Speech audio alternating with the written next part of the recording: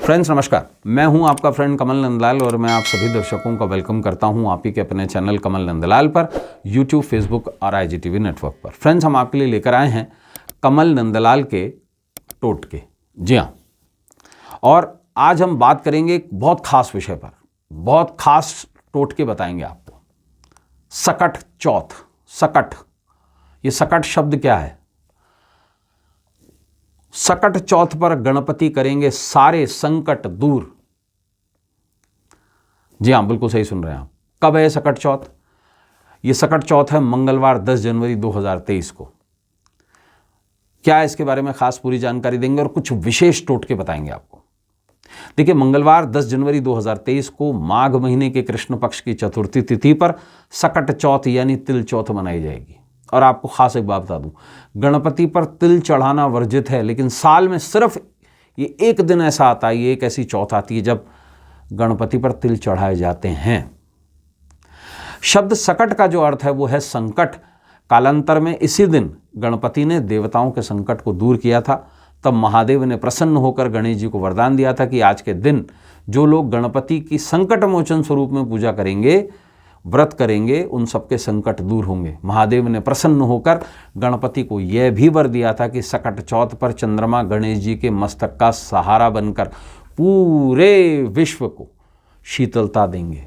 इस दिन यही खास दिन है जब भगवान शंकर का चंद्रमा गणपति के मुकुट पर विराजित होता है। साल का एक ही दिन।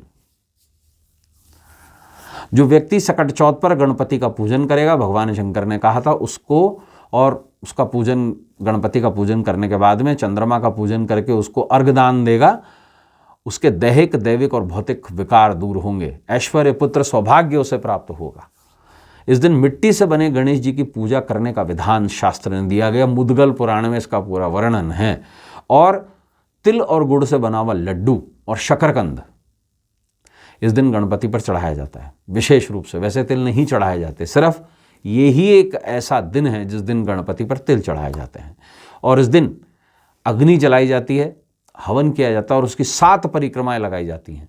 और उसके बाद में सकट चौथ की कथा सुनाई जाती है और लोटे में जल और तिल डालकर चंद्रमा को अर्घ दिया जाता है और व्रत खोला जाता है। सकट चौथ के विशेष उपायों से संकटों का अंत होता है, दुख दूर होते हैं, संतान की रक्षा होती है और सभी मनोकामनाएं पूरी होती हैं।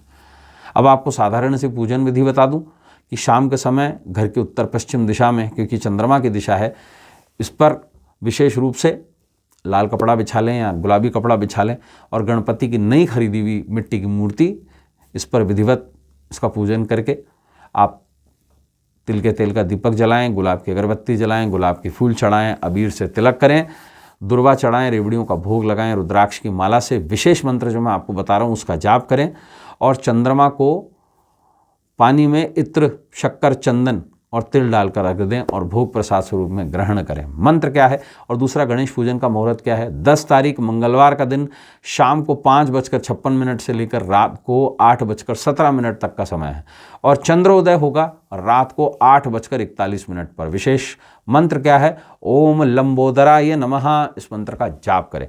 अब आपको बता रहे हैं कुछ ऐसे गणपति के खास टोटके जो सकट चौथ पर गणपति आपके सारे संकटों को दूर कर देंगे। ध्यान से उसको नोट कर लीजिए। देखिए, धनहानि से बचना चाहते हैं तो गणपति पर पीले फूल चढ़ाएं इस दिन। कारोबार में लाभ के लिए गणपति पर नीले फूल चढ़ाएं। शत्रु बाधा से मुक्ति के लिए पान के पत्ते पर स्वास्तिक बनाकर गणपति पर चढ़ाएं। कारोबारी सफलता के लिए गणपति पर 11 सिक्के और काले तिल चढ़ाकर तिजोरी में रखें। रोगों से अगर आप छुटकारा पाना चाहते हैं तो उसके लिए पीपल के पत्ते पर गम, गणपति का जो ये बीज है, ये लिखकर गणपति पर अर्पित करें। अगर आप मनोविकार से मुक्ति चाहते हैं तो उसके लिए पानी में तिल मिलाकर गणेश जी पर चढ़ाकर चंद्रमा को अर्घ दें। अगर आप पारिवारिक सुख और शांति चाहते हैं तो गणेश जी पर 4 लड्डू का भोग लगाकर गरीब बालक को दान करें। अगर आप क्लेश से छुटकारा चाहते हैं तो उसके लिए गणेश जी पर 6 लड्डू का भोग लगाकर पीपल के नीचे रख दें।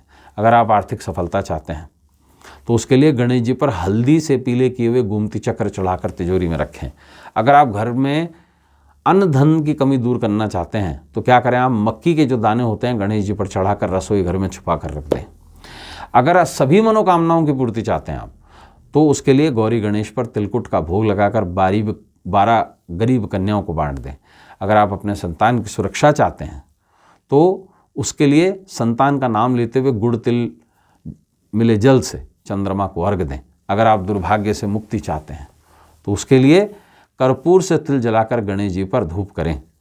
अगर आप रोजगार में तरक्की चाहते हैं तो उसके लिए गणपति पर चंदन चढ़ाएं और चढ़े हुए चंदन से तिजोरी पर श्रीम लिखें। अगर आप दाम्पत्य तनाव से मुक्ति चाहते हैं तो उसके लिए गणपति पर तिल के लड्डू चढ़े हुए चढ़ाएं और सफ़ेद गाय को खिलाएं। अगर आप प्रेम जीवन में सफलता चाहते हैं तो उसके लिए पीले कपड़े में बेलफल बांधकर गणपति पर चढ़ाएं। तो दोस्तों, ये था कमल नंदलाल के टोटके का विशेष प्रोग्राम। ठीक है, हम समय समय पर आपके लिए और संभवतः थोड़े दिन बाद रोज़ कमल नंदलाल के टोटके नाम का विशेष प्रोग्राम आपके लिए लेकर आएंगे। विभिन्न विभिन्न विषयों पर चर्चा करेंगे। संभवतः इसकी शुरुआत हम आने वाली 22 तारीख से कर देंगे। 22 तारीख को विशेष रूप से माघ नवरात्रि की शुरुआत है, तो उस दिन से हम अपनी स्पेशल सीरीज़ भी शुरू करेंगे और विशेष रोज़ एक कमल नंदलाल के टोटके का प्रोग्राम हम आपके लिए शुरू करने जा रहे हैं। विशेष टोटके बताएंगे, इसके अंदर दिनों से उसका संबंध होगा, पूरे साल भर वो टोटके किए जा सकते होंगे। जैसे सोमवार के विशेष टोटके है ना, या मंगलवार के विशेष टोटके, कुछ इस तरीके से आपके लिए ज़रूर लेकर आएंगे। तो आज के लिए बस इतना ही। कल आपसे फिर मुलाकात होगी। इजाज़त दीजिए। नमस्कार। नमः शिवाय।